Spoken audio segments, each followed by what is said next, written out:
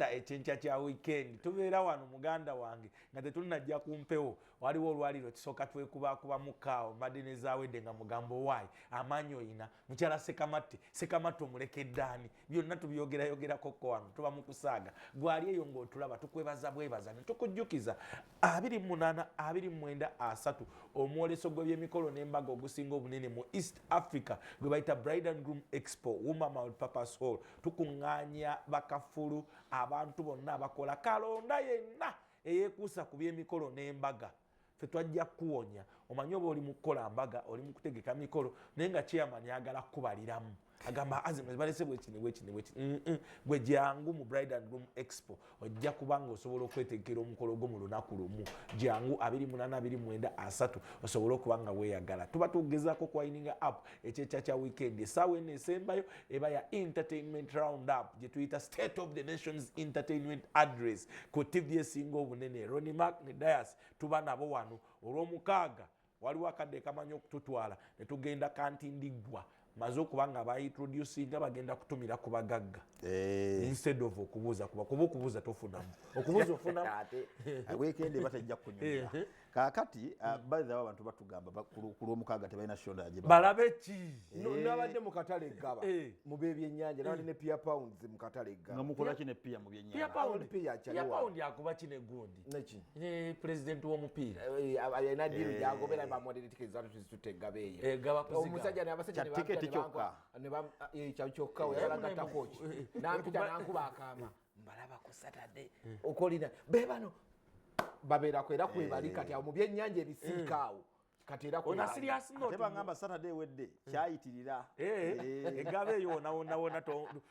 wasemwogerere kwoto spoke vira ddala onasemwogerere doddo lumuyisa batugambanga naye mukomye mugenze mu office kufuna ssente timukomyewo twetwagala bakuba luseke ku lw'omukaaga bagambe tujambaweereza behind the scenes bazirabeko ekyatuuka ewa musajja wange yasinze hamu kati ffe twabagamba naye omukulu yakulembedde twasibula tugenda mu office kubuuza kati nga balinze batusolooze ge masimu Jordan Majestic ge yankuba Jordan yakuba manze mbadde wano ku TV nkulabye mbadde wano ku TV ogambye ogeze mu office wa hamu ogeze mu office nenga Mr. Gundu by the way tubadde tetukomanga wa Mr. Gundu webale nnyo webalire ddala amaanyi ge walaga na buli kimu kye wakola ebyaddala wakyusa ekibuga wakati awo wakikyusiza ddala n'ekirala bategesi b'ebivulu mugende mwebuuze hamu yakola atya the security was marvelous okuviira ddala ku kisaawe mpaka ndoozi oba nga ku Arena Mall abakwata oluguudo olwo security yali very tight saawulira those big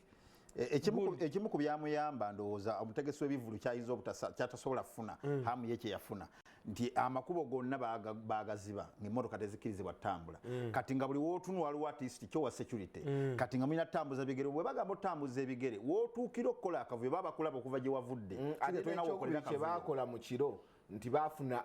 bagazeti nga baboda bebamanyi kati awo nawe baali bagazetinze nga bw'ofuluma ekisaawe owa boda omusango omwakutwala ng'ayambadde reflector ya hamu kati nga togenda fuluma wabweru ate kufuna buzibu nga baliyo omu kati nze ate kino kyebabaliza nnyo abantu abali bafuluma essaawa ezo ez'ekiro kuba ekivulu kyagenda ddala paka ssaawa nga 10 kati nga boda ozisango omwe bagazetinze n'olamuza nakutwala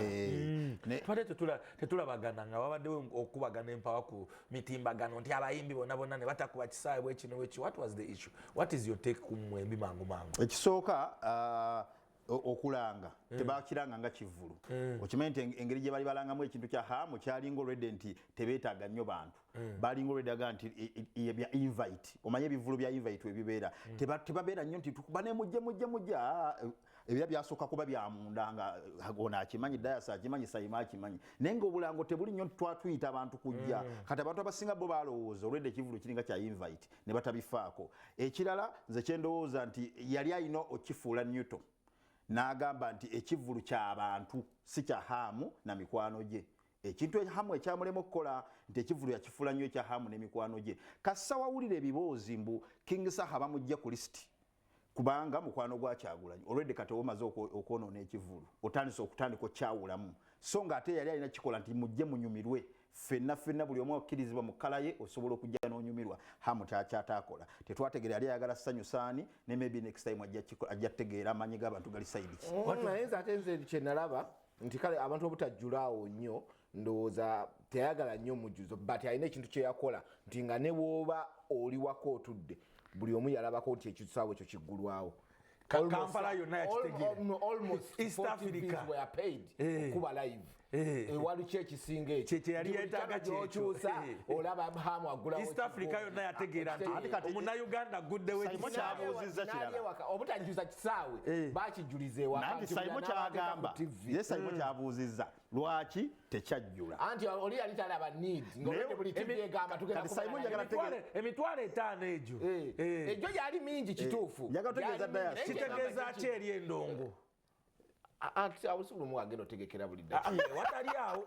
kuba ekituufu kiri nti twate tuli eri mu brackets anwine tuli wawa abantu bakayanya okulinyisa bbeeyi y'endongo okugijja ku mutwalo okugiteekawa kati bw'ofunayo abo abatatyaloosi n'akiteekamu bw'ato n'ofunayo bebekulu omulala n'agamba nze ndi ku kyebiri kitegeeza endongo y'omutwalo kiyinza obeera ekizibu okusinziira ekisaawe ekyo we kiri nti ekisaawe kiri downtown mu bantu baffe ababulijjo mu bantu baffe abawansi bw'oteekerawo ekivulu ky'emitwalo 5 ogenda kutobamu senga omulala akikwata eky'etaano kyennyini n'akitwala cricket oval aba akusinze because yaba avuddeko eno nti ekisaawe we kiri ebyaddala oteekerawo ebivulu by'emitwalo 5 biyinza obeera ebizibu ebivulu biyinza obeera ebizibu obijjayo okusinziira location y'ekisaawe ekyo we kiri omuntu omulala oteekera olaba ne haamu yennyini omugagga ne grand opening yavuddeyo bwetyo kati gw'olwekudi festival yafunyewo abantu ng'ameka abantu beerabirako ekisaawe kiki ekifaananyi weekiri basobola okwebalira obutebe tebuliiko namba. Who was your biggest performer? My biggest performer ndowooza nze nja kutwala Rema for my reasons abaana bamulemesa performing naye n'akitegeera n'ava ku stage n'adduka nti yafuna challenge microphone yagijja ku X ate ng'agiza X boss nti bamuteeka mu transition eyali enzibu nti atuuka agijja ku X ng'olwedde X alese amuseeti abantu bannyonnyola amannya baleme gamba microphone agijja ku Kenzo aleka amuseetinze Kenzo aleka amuseetinze ng'akubye kayemba n'atabulirirwa nga wawaana ne Nyamutoolo ono ayingira akuba oluyimba olulimu crowd yonna negamba Kenzo ng'alina kukola ki kati ate abaava ku stage bwati nga microphone agikwasa Bebe Cool ng'agikwasa Bebe Cool nze ndowooza yena alina yakola programu eyo yali yakotogeramuko ku Rema nzovumo gwe yakozesa awo yamukotogeramu era senga Rema yali ategedde programu nti bwe tugenda okubeera yali asuubira Kenzo yali ku stage nga Rema ali awo akimanyi yadda ebya stage obimanyi gw'otegeka ebivulu mubeerayo gwe nga bakugambye budde bw'ogenda kuyimba ebyani akusooka yaani addayo oluusi si gwasalawo kati bana nze muleke mbabuulire ekisookera ddala nze ekyo nali sikirabamu buzi nti ekisookera ddala nti Rema yalina advantage nti amuza waali oyo wakolerako amawulire Kenzo bwatyo n'asooka sokolire Kenzo n'akola amawulire nga wawana Nyamukenzo wawana kiki wakola ki naawe oyingizaawo ono ye laavu commissioner nga wajja waweeweka ekirevu kye ngenda kugamba ekigambo kino with a distance Rema gye yalimu and the distance Hamza gye yalimu with the cameras distance gye yalimu it was not a drone anywhere. Ye Hamza aba agenda kuyamba atya ku stage. Okitegera agenda mu kayumba Hamza Nyamutoolo bonna selling point z'aba abantu. Stage etabuse. Hamza agenda kukola. No, within that Chivubo it was different. We batino bali ku Serena oba Sheraton. The distance matters. Nti why tugenda kwagwa mango kola ki okurelatinga tulabe nti ono we babikola oli akola biki. But at this moment obuyumba bw'amadinisa bwali mailo 12 nga ne stage eri 12 nga kikulya bwawo ani ali biggest performer abawala bonna bankolera bulungi Shiba Spice bankolera bulungi Cindy so nja ku credit njajiwa abawala abasajja abasinga abajja ku stage balinga abakimye ebbasa bagende waka Bebe Cool yakuba Bebe Cool yakuba ka mayinja yakuba lena ndi mayinja yakuba kugwe nantu obuzizza wizo yakuba naye abakazi nze be basinga okukolera abakazi mba credit bona performing bagezaako Shakira yakuba ate oyo mukazi Awizo okoche yakola enakivubo with mugundi gye yajja soberness the happiness gye yalaga abantu bwe banamutwalira that build up wait nga bbiri naye nekola program ya Rema azimbye ekitiibwa kye temutandika kuyiwa kitiibwa kye mu bintu ebyo kumuteeka mu buzannyoza nnyo omukazi yeezimbidde ekitiibwa kye ne wabazze ku kivvulu mu kakasente ekitiibwa kye akisigala akirimu akigiremu ku stage nebyo byomuteeka mu buzannyo bwammwe obwo muba mutisa ekitiibwa ky'omukazi kyazimbidde kati ebyo bisobola bikola Mariam Ndagire ng'otandika omuzanyisa ku stage kubanga naawe kenyini ojja mutta omwogerako bwogezi oba olina oyagala erinnya lyoyagala okusembeza n'akukyayira ddala ate ng'agamanya agatambula aga bw'oyogera bwoti ku Mariam Ndagire eriddako Kalibala mujja oli eyabomba amanya ago gatambula asatu naye kati entondo zagegundi yalemera eryandawusi Farida Ndawusi agenda mu Kende TV cha weekend nagaze sirita nepina mugerwa ine yalemere ya mugerwa nagaze sirita nejuli mutesa asira tuli wano mu kyanja kya weekend tugezako ku digestinga ndongo tubabuzaako mwenne musinziro okwanga mutulaba tutandikiddeyo na wiki nga bwebadde wiki byonna major event buli omu abadde ayogera ku issues ezatandikira okuvira ddala ewa Miss Kigundu egaali yalabika gundi yajja n'eggaali musajja wangaani Fik Gaza ne alien najja n'eggaali n'enkangakanga tubadde tukyali omwo mu wiiki eggaali yennyini mu maaso ga gibandinga over abandolinga visa za Bungereza mu maaso mwennyini ku mulyango abayimbi ne balwanirawo Fik Gaza ne Kalifa aganaga kiki ekigenda mu maaso endongo yo tekula bamusuuza bali ku kiba president nakuddeko ng'oyogera ne musuuza reasoning ye najagaddemu little bit n'abuuza Kalifa kye kyamuganya ogenda okugula kiba nti no kintu kyabadde kyaddala lwaki teyagenze n'akola ki n'afayiringa n'aggulawo omusango but ate we nabadde njogako ne Jacob Omutuuze ye yagambye mbu mu kwogeramu ne Kalifa yabadde agenda kugula omusango namugamba no ebya street bigwera ku street kati nembeera bwenti eggaali ebana gaali balumba wa gaali ku gaali tewali gwe balumba nga talina gaali but ate Kalifa ye mu interviews agamba tagenda kujjayo gundi Old Wolf nti yakula ate bwanajjayo kijja kuba kirala ate bo Fik yamugambye mbu ekyamukubiza abadde ayogera nnyo gasi yasaze ku bigambo omwogezi wa poliisi mukwano gwo bino byonna bigenda mu maaso bo batunula butunuzi balindira tumale kufuna incidents etwafuna eza last tadiyasi ez'omugenzi AK47 ezaani bo bali kuki chebali because bino olumunabo banoonya gye bagwa ne wababula neze ndoza mulimu uplifting side emwezo okubanga bagikwatirako erimu ogigendo ginyigamu ko nga bajja kugamba nti olw'okuba ate nga bali bo tebagira ndoza olumunabo babuzaabuzibwamu neze za poliisi yo nga yo byo boogera nga baba poliisi bo bagamba bahandolinga bintu bimaze tuuka ku desk yaabo naye ate we tuba tugamba nti poliisi omulimu gwayo kukuuma law and order kukuuma muntu wa bulijjo n'ebintu bye tekitegeeza nti olina handolinga bimaze tuuka kabalabu video ne banoonya olaba akubye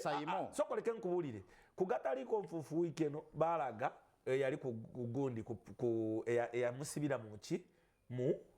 mu mitayimbwa n'amukuba ne bagenda ne bamukwata ono akoze ebyo nga mwena mulaba ku kamera ne mutunula poliisi mwagala kumala batte bantu anti kyenkugamba nti yo poliisi kanga bwe tugigamba leero egenda kukugamba kimu ojjukira bwe balwana luli emakindye balwanira ewa musajja wange lule najja naŋŋamba wali waggulu ku Milano awo bali wa Sweet Kid after Milano Katininyo bali wa kati nanti ye yaŋŋamba ye yajja naŋŋamba oyo musajja wange lule naŋŋamba basajja abana bazze ne balwanira wano naye bwe yagamba poliisi yamugamba tuli tuhandolinga misango gimaze tuuka ku desk yaffe omu ku bajja akole ki abantu bagenda ne ku bitanda naye kyetugamba kyekino nti ku Twitter bulijjo abaana bateekayo bu video omusajja wa phone wa police ya resigninga Kasinje ngagenda akomawo agamba tumukutte nga tewali awaabye okitegeera naye ate kati bino ebigenda mu maaso bajja tubagamba obuvideo buno bufulumye leka tusooke tuwumulemukko tugenda kukomawo n'ensonga eyo eggaali enneeyiseewo how are we gonna do this away Lil Pazo yakubye endulu n'agamba mwe muddeeyo mu bubbi byonna tugenda kubyongerako bantu bangi muganda wange obaka mbufunye wano abali mu kulaba kamya angambye muganda wange Kalifa yalikodize statement olunaku olw'eggulu kyekimu ne Kalifa kennyininyini ku jamuloko angambye bagenze ku poliisi baakula tebagenda kuzza giri emize gyabwe abeekabowa otumanyi Emma Carlos Mulondo webale kubanga naye muganda wange kuolyo yakomye mu bamanager yangambye era uno wano wange amanaginga mukazi abayinga mukazi akuba namusanga luli ku papazi ngo mukazi atumbidde bwati omuwala afaanana tagwa amanaginga wamulabye tukireke ekyendabi bamuyise angambye bamuyita kugonza then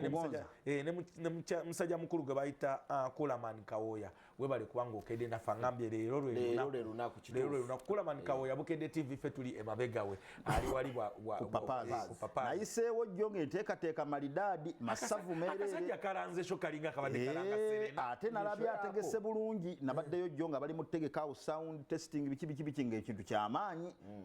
era musajja tumwebaza oyo Kulaman Kawoya webayiteekateeka kintu kirungi bwe kityo tugenda kujja naliko nga bamuwa sente za tebo manager Nassa namukubira waayi sente za tebo tozinywamu ebikaawa ne misa kinawe byakimugamba yajjawo amazo yajja nabagamba ebyaloni bakaza bisasula tulya misa kinamuga tulya kuzattebo bagita Mukedde TV tuli mu kyenca kya weekend twagenze mukuumulamuko nga twogera kali gundi yasooka okujja ne gundi etiisa naye nayogerako kolo muno omu ku bantu ba alien ne omu ku bantu betwali nabaawo nagamba alien ewa hamu tazze kola fujjo naye azze kola statement nakukanga mu ngeri gye mwamumanyiramu nti alien yakwata eggaali ye n'agigulira amasuuti obo balaba baali mu masuuti bonna nga bazze nti baagala bakange ne sawundi n'agyekwatiramu tugenda okuva mu sho nga buli omu talina gwayogera alien wamulabye otiisatiisa nyaate kyali kyo kituufu yakola statement naye togeza nnyo statement yagikola yesi yabambaza amasuuti yakangamu be yakangamu yagenda ku stage sound n'agijjamu wakuba nti abantu bo bakitwala tibamwe bagijjeeko era ye politics w'endongo era mu bantu bonna abantu ng'oluno ne balusonga mwani Bushington tayagala alien era n'agamba ayagala kusindikayo oyo mwana ya brushinga gundi Ryan n'amugamba kuba yali already amaze brushinga Ryan nga abantu bakitegedde nti ya brushinze erinnya oyo mwana jjukira yamuwadde endongo erinnya alireeta muki alireeta mu ndongo liri mu kujja kati ono mwana wa brushinga ne ku stage gwe yatuma muki mu byuma enkeera nga wayise olunaku lumu oba bbiri n'ata music w'oyo omwana so it's a nti ye alien yagikozesanga pati ya burandi ye kati ye Fik najja nga yalese ngumi yennyini kuba omwana yakola ebyo byonna right now buli kimu bibiri oyo mwana tasobola naye ate nze bampadde n'endoobo kati nze ndi mu music yotakola ki kati ng'ovudde ku kyoga nti alien yali alagako ekisooka alien yakola ensobi ennakivubu ebbanga lyonna bino ebintu by'effujjo bizze bikolebwa eggaali naye nga feesi z'abaana abayimbi tezirabikiramu feesi ya alien nga terabikiramu ne we baalwana bye mbadde gamba imagine feesi ya alien teyaliiwo bino byabadde owulya simanya jjajja bamwe bamukubye bani feesi ya alien nga terabikiramu bano abaana be badde balabikiramu kati omuyimbi asigaza ekitiibwa kye asigaza kali ka benefit of doubt alabika tabikola musajja mulungi talwana takola nfujjo wali abamukkiririzaamu mu ngeri eyo leero twalabe alien for the very first time nga effujjo likolebwa nga mwali mu picture nga ayogera empinga zivuga nga wali kitegeeza buli byonna bye badde bakwogerako abantu bomu bagenda tandika obikkiriza nti bituufu so nga ate bulijjo waliwo abakuwakanira era ekyo nakirabye ne ngamba alien waba mugezi kino amanyi nti yakoze ensobi taddamu gikola ne Fik Gaza n'akolera ekintu kyekimu ku Kalifa nti bakuba Kalifa omuyimbi gw'olina okuwa ekitiibwa kubanga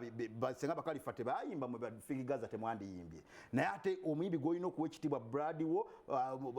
kyaliwo mu ndongo ne babatandika omukuba empingo oli mu maaso g'otunula mu maaso ga embassy nga feesi yo weeri tokkiriza lwaki ligamba abaana bamukube negwe vaawo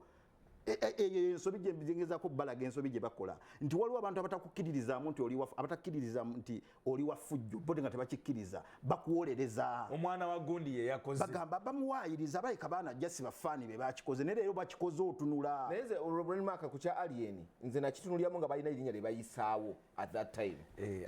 kiri wamanyi lye baali baleesebwe batyo mu ndongo ye alien ye buli omu amanyi wa gaali egaali ye is part of the brand era oba omulaba ndooza yajja bagambye musoke mutekewo embeera naye temukola ki temulumya muntu oba olaba alien engeri gye ya stage managinga buli kimu n'abagulira masuuti ne bajja bakalakasa waliwo batamwagala mu fujjo nga bo bamulaba ng'omusajja ow'ekiti ekiguli kye bamwagaza kati oli munne Fik Gaza ate ye n'ateekamu eŋŋumi ze nnyini sebo omwana gwe bakinywiza ennakivubo alien yabaddewo mu kavidiyo gundi Bryan yaliwo ekyo kikyamu waliwo abatakkiriza nti alien akola effujjo naye kikyamu kyenjagala okwebuuza basindi misaaki kenzo babebekulu bino ebintu endongo bagifaako because bino eyo endongo erina webatadde eyo endongo yevuddemu ba Bobi Wine eyo endongo abasajja bagiwasizzaamu eyo endongo abasajja bagigaggawaliddemu.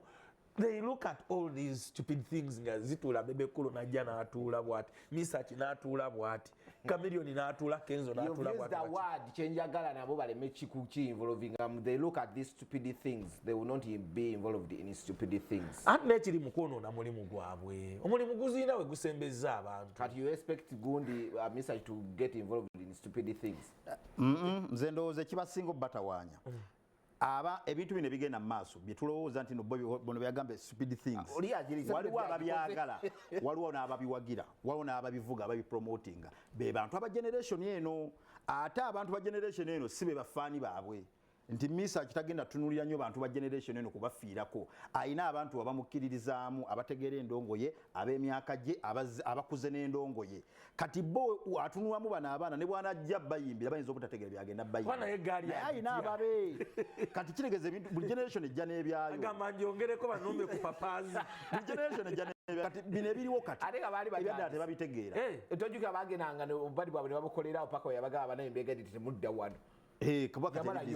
eri bizinensi ye naye kyengezaho okulaga n'okubitegeera tebabitegeera bano abayimbi boyagala bajje balwanira omulimu gwabwe n'ekirala baabayimbi bakola ekyabwe kati bamisaaki gye bali bakola ebintu byabwe bw'anaategeka ekivulu serono gyagirabanga ejjudde ennyimba eziriko kati ogenda ozeetegereze ez'amaanyi si z'abaana abali mu kulwana olaba oluyimba lw'emirembe engalo lutambulira ddala ku sitidiyo and I don't know lwaki tali mu lupromotinga n'amaanyi but the song is abantu balinga babiri oba abaakoowa endongo misaaki ne Chameleone oluyimba lwa Chameleone olw'eddiini n'oluyimba lwa Chameleone olwa mirembe engalo oba olaba ne rotation za radio luyina engeri gye lugenda naye Chameleone abadde aludde nga tapromotinga ndongo nga bagikola lwa kyali waabwe ku lo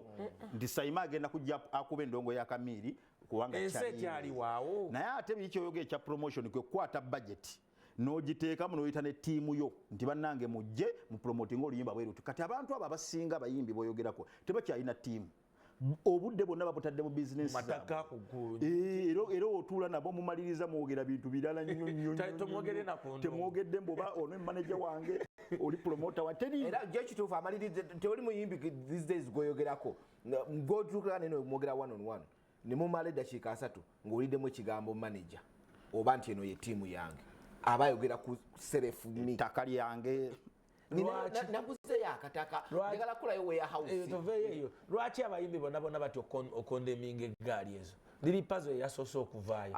ate olwamaze Lil Pazo oba bamuyisizaamu kakomo naga nze bisebukamwe sinayogerako kummwe mundeke nze noda sigamba mmwe muwuliremu amanya gammwe yabadde nga afuddeyo yadde yefudde Yesu oluvannyuma n'afuuka Yuda mudakika 2 yadde afuuse Yuda ng'aliddemu banne olukwe so simanyi oba yayifunyeemu kasimu oba bamukanzeemu kati n'omulala bw'alabanga abadde afuuse Yesu mu 2 minutes afuuse Yuda naye agamba ate Lil Pazo talina ggaali. Ate talina ggaali wabula Lil Pazo ali word smart. Ekirala kyalina. Wa kigambo. Katonda yamuwadde hit yajongeddeko ebigambo. Olaba abadde ayogera talina luyimba. Yategese ne festival. Boss. Eyo hit eyo. Ali word smart. Olaba bye muleeta simanyi Ozambe amuyingiridde. Ozambe talina nekyegamba kyekino Lil Pazo omulaba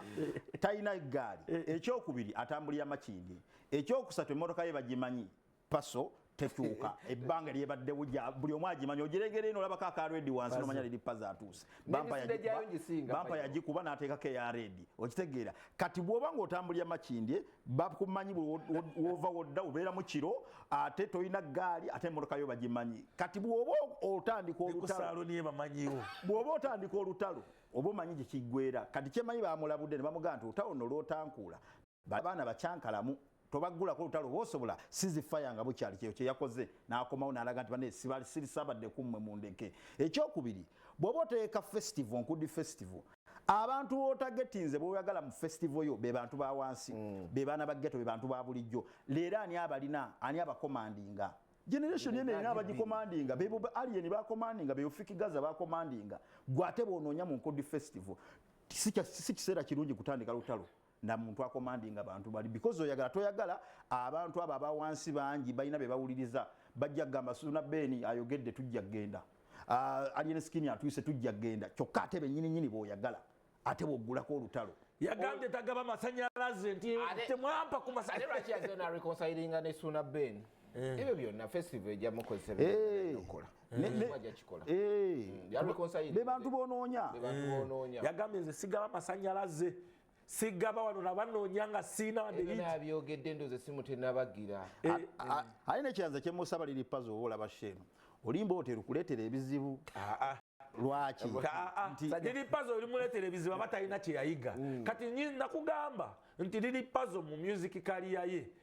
sente ali muzifuna mu luno luyimba ali muzifuna naye kyegamba waliwo nawonna bye yayimba byonna ebyekigezi nali musiru bigezo simanyi Land Road simanyi emmotoka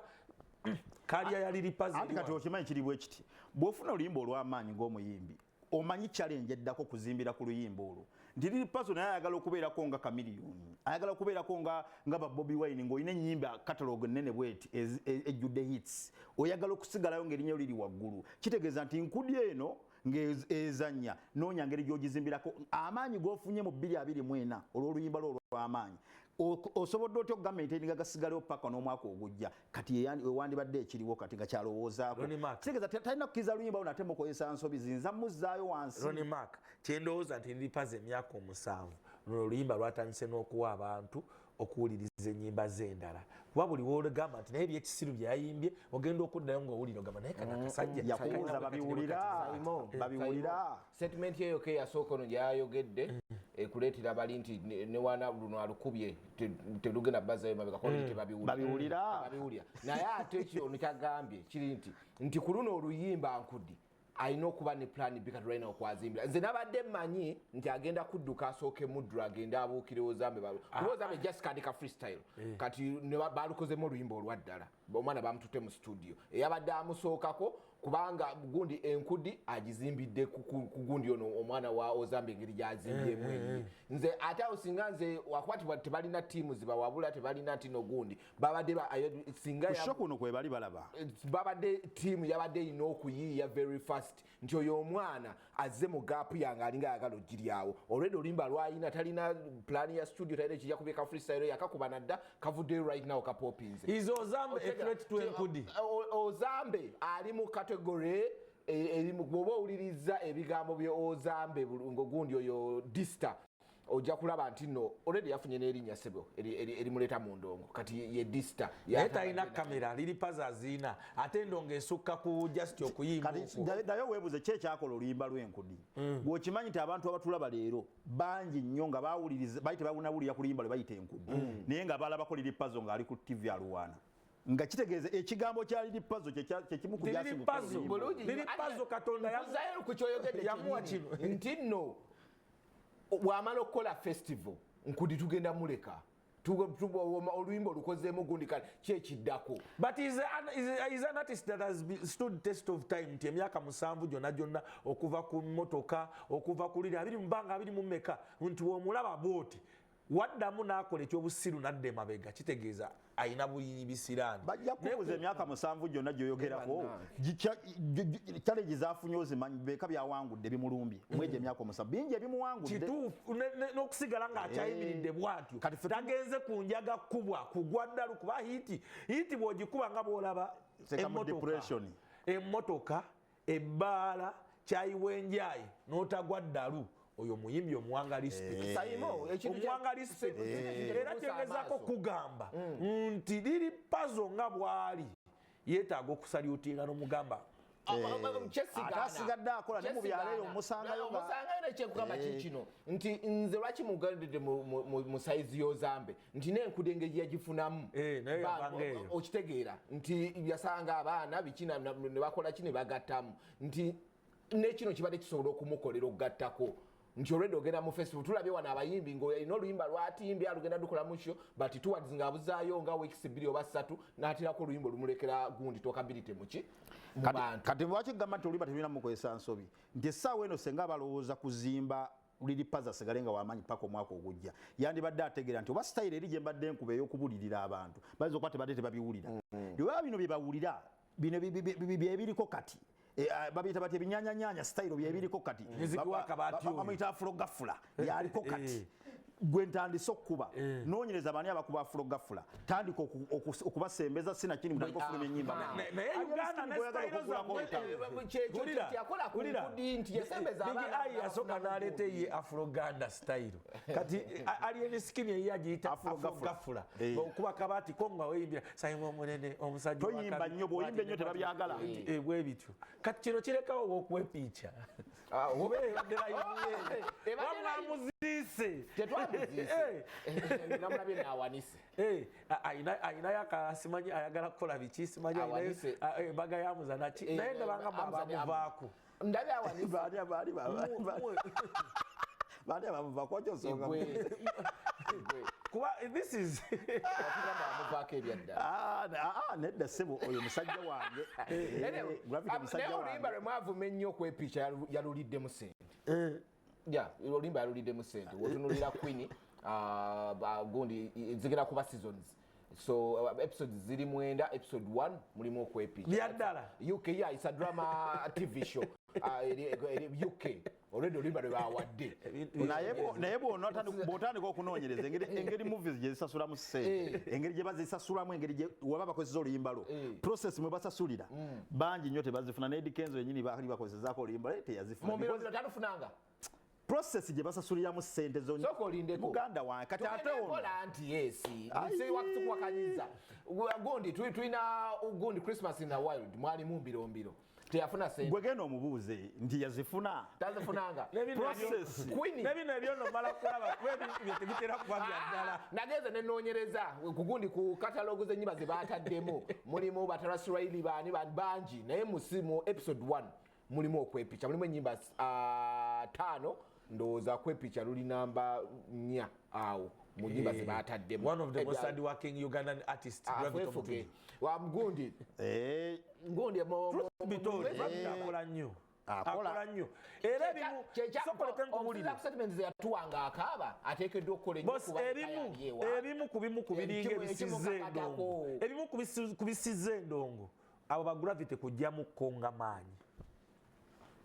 tukikkirize nti emyaka ng'emeka oyo Gravity yali tatya ng'akeera n'alumba bebekulu n'ateerako oluyimba n'alumba Good Life n'alumba ki okuva we yatandika okulikonsayiringa n'okubanga azze mabega si yoli Gravity oli ali aggressive endongo naye banga muganda nge mu generation yaabwe eringa ekola ki naye ate kyogere n'ekituufu nti bali yabalumbanga n'atakwatwako paka we yalumba omukyamu okitegedde awo kulumba mukyamu tugenda kukirabira ku show oba yagitimbye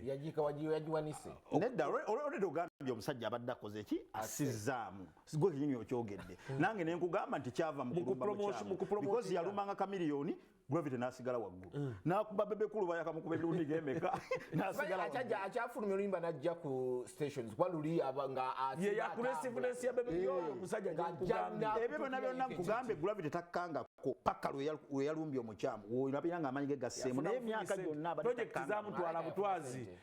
yafuna sente tetukinaako buzibu oli ku bizibu bya Range Rover gwe gyolowooza kolowooza kalina oyagala kuzimbira abantu ddwaliro kati time watukyagirina ekola gundi ebyo batweda okuwulira ng'ovaamu ebigambo bwe bityo ebiriwa andi nkugambye erinnya ne sayimo era ebigambo ebiba birina ovaayo ate Gravity bayina esibunyako era namusange wa gundi wa hamu nemulaba manyi naye amanyi nti nange nina eggaali yange ey'ekibuli but of course is a good talina buzibu y'omu ku bayimbi olukola wana bweki ayogera yekamuwaza naye nga talemezaamu kulo talina wadde kiki wadde kulo nowamufunye obutakkaanya talemezaamu era kyovulayo omu ku bayimbi beŋamba newayogera ki ŋamba onajja kukaka mwana wayogedde byaki mwana kiki nga yakakkanye ate nzaganya abayimbi bwe bati abatawalana naye nze mwena mwebaza koza ezo drama series weziba zitandika ebiseera ebisinga abantu balaba nnyo the intro kuba begenda bawa gundi seasons eziddako and his song balutadde mu first episode buli munje yayanidemu and you know UK is good at TV series ezo drama series and n'omuntu gwe bazanyisiza gundi Diony Brown like abantu bamumanyi nnyo mu gundi mwezo gundi so oluyimba lwe olimba oyogera Diony Brown amafuso atabamanyi batugwe balowoozezza ekyegamba nti ye nga ye Gravity olimba olutakyalina nnyo kyalwagaza kati yalufunamu kyeyalufuna ne lugenda naffe fenyini wano mu Uganda twakola ki twalusiibula yakoze posta ya show yagikoze na mu kigundi kya yero gundi ya yero gundi zibadde mu yero mu yero posta zibadde nga mu yero show eva yaba yasoba kwante yero walu naayinza okuba mu kwafu mu kosingo naye nga yero abadde nga mukozi this time around is show amidst all this nze kyensuubira show ya Gravity kyenjisuubira mu kimu abantu basobola okujja naye kyemanyi kyasinga okubala abantu babadde aweereza mu kaseera kano akasembyeyo babadde asanyusa babadde akolera abantu abo abatonotono abeetaaga okumulaga omutima bagenda muwa ssente eziteeka ekivvulu kino asobe abeere nga talina pressure ya kivvulu talina mabanja talina simanya ssente zakino nga ssente zonna azifunye eziteeka ekivvulu eyo tiiki esooka bagenda zimuwa yatadde ekifaananyi ng'alina genosale kugamba mikwana egyabadde akolerera lately gigenda muwa ssente walaba ekyali ku Serena ku kivvulu ky'amayinja nga buli tebo abatuddeko bamanyi ate nga bamaanyi mu ggwanga otegera kyegamba nga beekozeemu omulimu ne basupporting omuntu era nekino osuubira okiraba ojja laba abantu nga VIP bonna ngobamanyi nti minisita gundi olitebo kulika atudde n'ayimiridde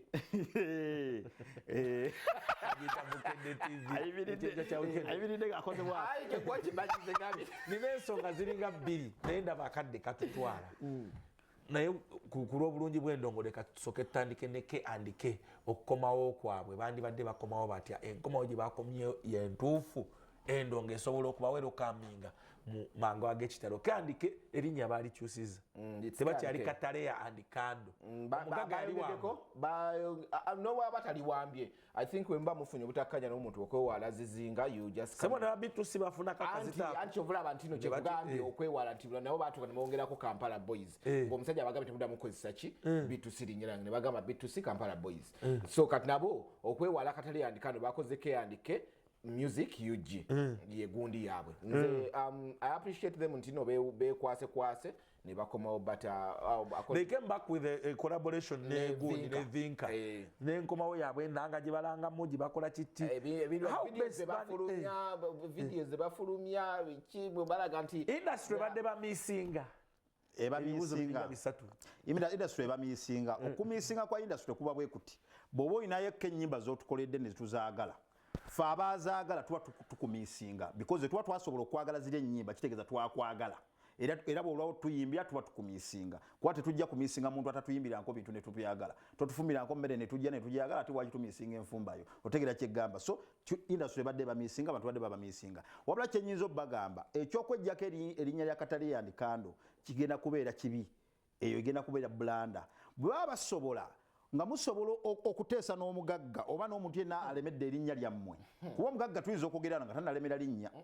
tuyinza okwogerana ng'ennya tannaliwandiisa ekyokubiri musobola oddikyusamu ku spelling otegeera kyegamba gobadde Kataleya and Kandle ne mulikyusamu ku spelling ne mugenda ne mugawandiisa lwaki tulabye abantu abakyusiza amannya Kiss Daniel yagakyusa natuka Kiss Daniel ng'alikyusiza mwebadde S n'ateekawo Z nosi erinnya okuddamu oddizimba obuto muganda wange newakawo yenna gw'obadde olina n'abantu olowooza eri ekyamuliwa banaamanya nti wafuuse keyandike abadde bakubukira nga Kataleya ne Kandle banaamanya nti kati wafuuse keyandike kyobulaba bo ba bitusi bagamba katuleke bitusi twongereko kuwana ekirala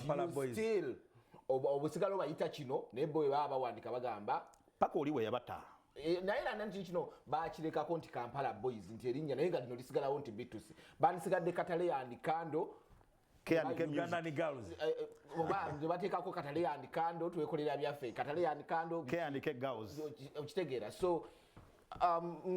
kyebakola kituufu kyebakoze okudda cause everybody lwemu abadde nga abuuza nti bannaye bano abaana story kyebakola kituufu but nze gundi gye bakomeddewo gye saalagadde bakomyewo nakutabu videos buli omu yadalowooza nti abaana batandise kukola biki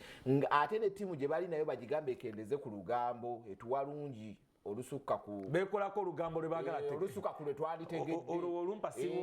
nze togenda kera ku makya oŋŋambe twafunye apartment esinga n'eri gye twalimu kati weriwe bayali yakamu 5 ffe tuli mu yakamu 7 naye nga nzogera kuba mpadde passport endala so nze njagala ndongo bino byonnyumiriza bigenda kumpeekirala buli kimu kiri promotingira ku ndongo ku bigambo kati tugenda kusiibula ekinene amawulire amanene Bryan White ya meetings his excellence Yoweri Kaguta ago manene aina project gyali mukola bangambye agenda kutandikira Kakindu anyway manene mumanyi lwaki Bryan White yomu kwa disturbers ne bangamba mbu kituufu ye ne Musabba kati bali bati era ebintu byateredde era saawa yonna Musabba yani Musabba ye his excellence eri wase waffe downtown tumuita Musabba hati kati omuntu alaba yizo kwa tategedde Musabba eno ya muntu wa wansi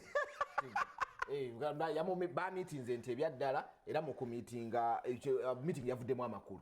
mu kuvaamu amakulu ayina bayagala ofukamizaamu ko abadde batandise okujja naye nga amwenno ku ssente agabe ku ssente government meeting yavuddemu amakulu saawa ogambye meeting president amwe ku ssente yamuwadde saawa yonna Bula White olwokutaano katenne mekkola